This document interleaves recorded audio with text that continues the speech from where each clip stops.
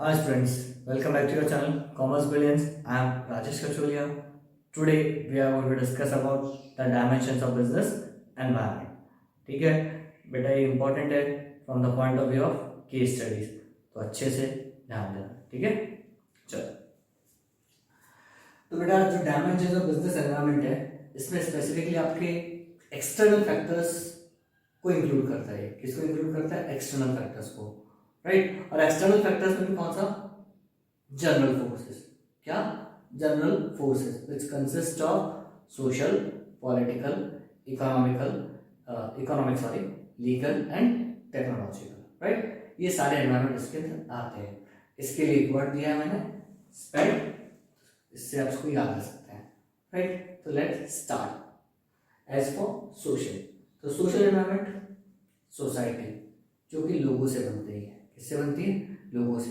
तो जब लोगों से बनती है तो इसमें क्या होता है? It consist of values, belief, custom, tradition etcetera which is prevailing in the society और प्रेजेंट इन द सोसाइटी। ठीक है, ये जो वैल्यू, बिलीफ्स, कस्टम होते हैं सोसाइटी के अंदर, लोगों के अंदर, ये किसको अफेक्ट करती है? बिजनेस ऑर्गेनाइजेशन को। तो ऑर्गेनाइजेशन को हमेशा क्या करना पड़ता है? इस एनवायरनमेंट की रेगुलर स्टडी करनी पड़ती है, क्योंकि एक्चुअली वो जो भी प्रोडक्शन करते हैं किसके लिए करते हैं? सोसाइटी के लिए करते हैं ना। तो उनकी रिक्वायरमेंट्स का ध्यान रखने के लिए इस एनवायरनमेंट की स्टडी रेगुलर करते रहनी चाहिए। ठीक है, तो इसके एग्जांपल्स में increase in demand for packed food. Nowadays people are not willing to buy the loose foods, मतलब जो अनपैक्ड फूड्स है वो परचेज करना नहीं चाहते, उनको कैसे चाहिए? Packed foods. So therefore the business organisation have to provide them with the packed foods, right. तो एक ये चीज। दूसरी, रेडी टू ईट फूड, वो फूड इस तरह से चाहते हैं जो रेडीमेड हो, राइट। सिर्फ उनको क्या करना पड़े? कुक करना पड़े only, right. Next is your equal pay to male and female etcetera. Employees who are working in the organisation, they should be treated equally. That means they should be provided equal salary to the workers working in the organization, whether male or female. There should be no discrimination. ऐसा क्यों? क्योंकि ये employees किसका part है? Society का ही part है। अगर आप अनइक्वल ट्रीटमेंट करेंगे, राइट, तो ये जो सोसाइटी के लोग हैं they will be against the company, right? They will boycott the company. Might it possible, right? इसीलिए सोसाइटी का आपको ध्यान रखना पड़ेगा, राइट। सोसाइटी की सोशल एनवायरनमेंट में जितनी नीड्स, रिक्वायरमेंट्स की स्टडी करनी पड़ेगी और उसके अकॉर्डिंग वर्किंग करनी पड़ेगी।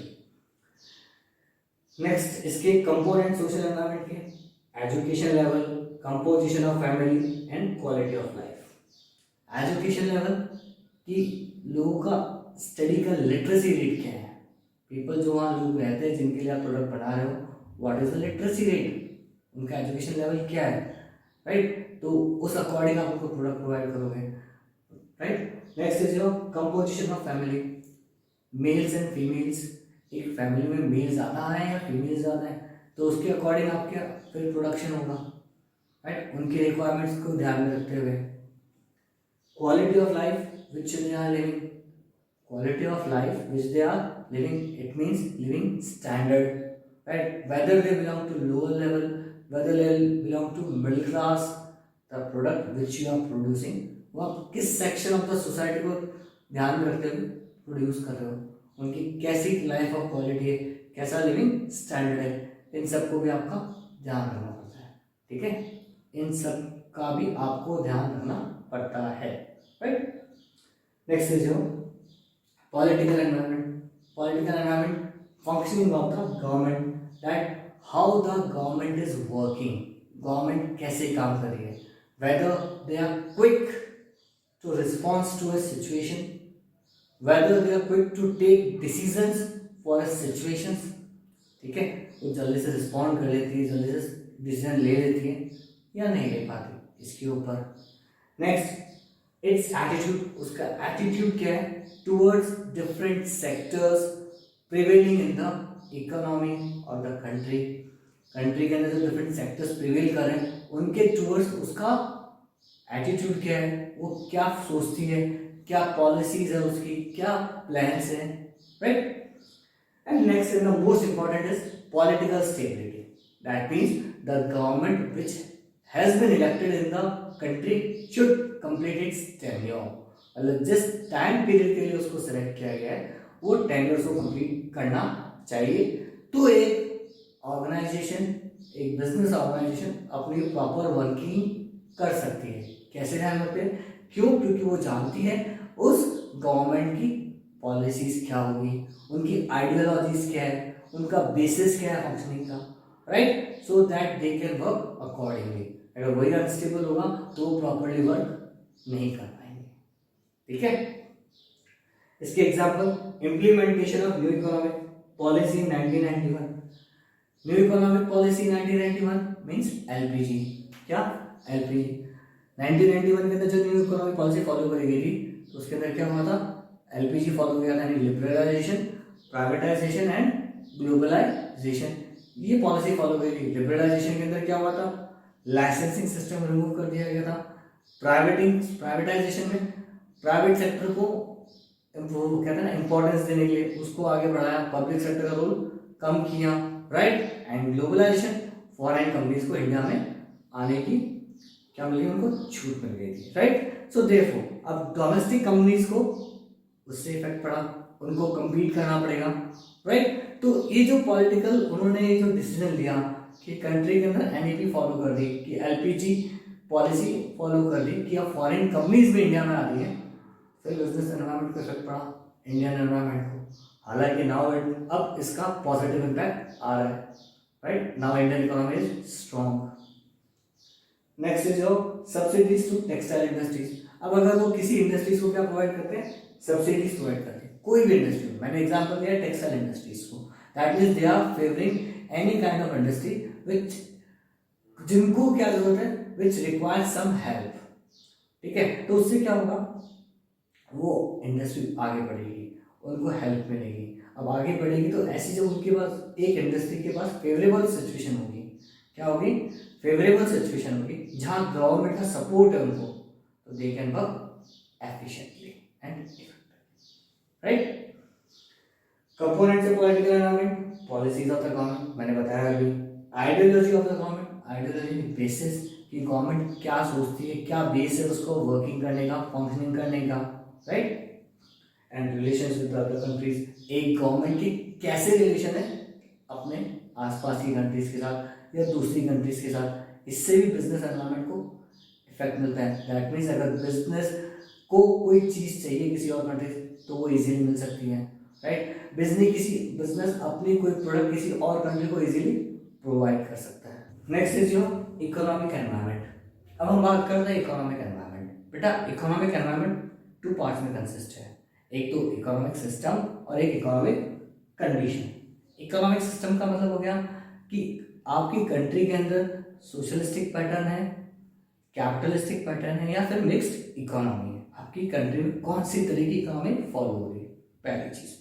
दूसरी चीज, आपकी कंट्री के अंदर inflation rate, interest rate, tax rate and GDP rate क्या प्रेजेंट है, राइट। क्या पोजीशन है आपकी इकोनॉमी की, ये सब किसको इफेक्ट करेगी? बिजनेस की वर्किंग को, right.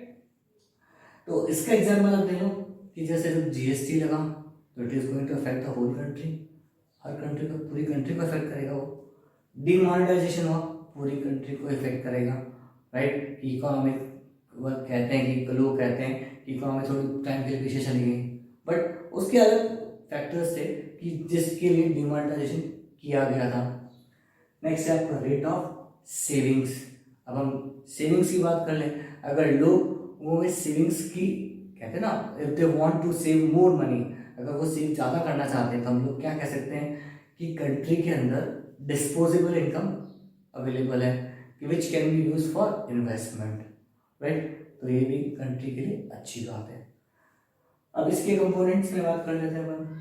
Volume of export and import, कि कंट्री का कितना एक्सपोर्ट है और कितना इंपोर्ट है। एक्सपोर्ट और इंपोर्ट अगर बैलेंस रहे तो अच्छी बात है, और वैसे तो हमेशा ही बात है कि एक्सपोर्ट आपका ज़्यादा होना चाहिए और इंपोर्ट कम होना चाहिए। Next is your balance of payment, अब अगर हम बैलेंस ऑफ पेमेंट की बात करें तो बेटा ये जो एक्सपोर्ट्स के थ्रू आपको पेमेंट मिलता है और इंपोर्ट के थ्रू आपको पेमेंट देना होता है, इसको आप बोलते हैं बैलेंस ऑफ पेमेंट। तो हमेशा हर कंट्री क्या चाहेगी कि उसका बैलेंस ऑफ पेमेंट हमेशा क्या हो, पॉजिटिव हो, यानी पेमेंट ज़्यादा आ रहा हो और जहाँ कम रहा हो। Next is your value of rupee. ये करेंसी बोलो कि विच, अभी हम इंडिया में तो रुपी की बात करते हैं कि आपकी जो कंट्री में करेंसी प्रिवेल कर रही है उसकी वैल्यू क्या है, वैल्यू ऑफ रुपी। क्या, वैल्यू ऑफ रुपी। तो रुपी की वैल्यू जो होगी उसके अकॉर्डिंग आपकी इकोनॉमी की जो फैक्टर्स होंगे वो अफेक्ट करेंगे इसको, बिजनेस को, राइट। अब हम लीगल एनवायरनमेंट की बात करते हैं। तो लीगल एनवायरनमेंट में various laws and legislations and administrative order, कि जो वेरियस लॉज हैं कंट्री के अंदर, वेरियस लेजिस्लेशंस हैं कंट्री के अंदर, या various orders which has been given by the various agencies और various administrative officers in the country, वो एक बिजनेस ऑर्गेनाइजेशन को हमेशा फॉलो करने पड़ेंगे और उसके हिसाब से काम करना पड़ेगा। मतलब rules and regulations which are prevailing in the country specifically with the laws. तो इसके एग्जाम्पल कंज्यूमर प्रोटेक्शन एक्ट, कि कंज्यूमर को राइट, अपने राइट को प्रोटेक्ट करने का, दैट मीन्स उनको आप क्या नहीं कर सकते, एक्सप्लॉइट नहीं कर सकते। Ban on use of plastic, अब गवर्नमेंट ने अगर प्लास्टिक बैन कर दिया तो बिजनेस ऑर्गेनाइजेशन का वर्किंग हैम्पर हो सकती है। कैसे, earlier they used to provide the goods in the plastics but now they can not do that because it has been banned by the government. Then warning on harmful products, अगर company कोई harmful product बना रही है like tobacco and all, तो उनको एक warning देनी पड़ती है like chewing of tobacco is injurious to health or whatever, right? Next is your technological environment. Technological environment means techniques which are prevailing in the country or in the business environment, or we all know that techniques which are used in the business are continuously upgrading, continuously innovated, right, continuously improved. तो एक business organisation को क्या करना पड़ता है, हमेशा अपने आप को रेडी रखना पड़ता है कि जो भी इम्प्रूवमेंट आए, कोई भी अपग्रेडेशन आए, कोई भी इनोवेशन आए बिजनेस ऑर्गेनाइजेशन में।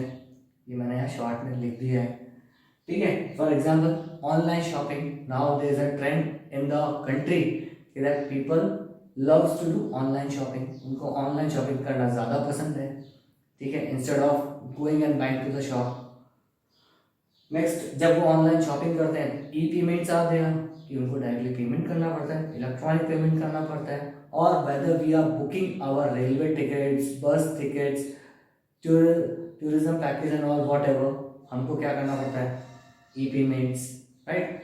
और एक और एग्जाम्पल इसका कि अब लैपटॉप्स ने रिप्लेस कर दिया है किसको, डेस्कटॉप को। लैपटॉप प्रेफर यूज करना लोग ज़्यादा करते हैं, ठीक है। अब इसके कंपोनेंट्स कौन से आ गए आपके, रिसर्च एंड डेवलपमेंट आ गए। तो रिसर्च एंड डेवलपमेंट वर्क होता है किसमें, आपके टेक्नोलॉजिकल एनवायरनमेंट में। Import and export of technologies exchange करी जाती है कंट्रीज के बीच में, right, to do the working efficiently and innovations of new techniques, और नई नई टेक्निक डेवलप करी जाती है। तो ये सारे जो आपके पांचों एनवायरनमेंट हैं ये बिजनेस को हमेशा इफेक्ट करते हैं कंटिन्यूसली, और ये सारे फैक्टर्स आपस में इंटर रिलेटेड हैं, और ये पता करना मुश्किल होता है कि कौन सा फैक्टर बिजनेस को कब इफेक्ट कर रहा है, क्योंकि वो सब इंटर रिलेटेड है, राइट।